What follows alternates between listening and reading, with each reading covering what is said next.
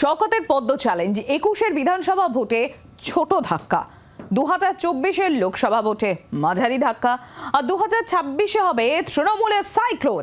আর সেই সাইক্লোনে অমিত শাহ, শুভেন্দু উড়ে যাবেন। এবারে বিজেপি ৩০টা আসন পাবে, বিরোধী দলের তকমা হারাবে বিজেপি, দাবি ক্যানিং পূর্বের তৃণমূল বিধায়ক শওকত মোল্লার। প্রসেনজিৎ সর্দার আমাদের সঙ্গে রয়েছেন। প্রসেনজিৎ, শওকত মোল্লা তিনি দাবি করেছেন যে এবার বিরোধী দলেরই তকমা হারাতে চলেছে বিজেপি।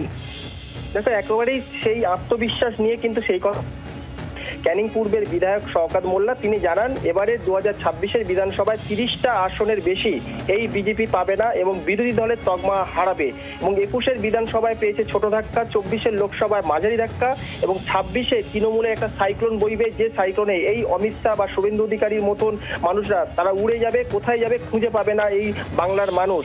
এবং পাশাপাশি তিনি এও জানিয়েছেন যে ২৬-এর তিনি এই বিধানসভায় বিজেপি শস্যের ফুল দেখবে, সেখানে বাংলার মানুষ অভিষেক বন্দ্যোপাধ্যায়, মমতা বন্দ্যোপাধ্যায়ের নেতৃত্বে বাংলায় যেভাবে ঐক্যবদ্ধ হবে তাতে বিজেপি সেই বহিরাগতদের কিন্তু ধারে কাছে তাদেরকে রাখবে না এবং বহিরাগত যে পার্টিগুলো বাংলায় আসছিল তারা একরকম মুখ ঘুরিয়ে নেবে বলে কিন্তু জানিয়েছে এই শওকত মোল্লা।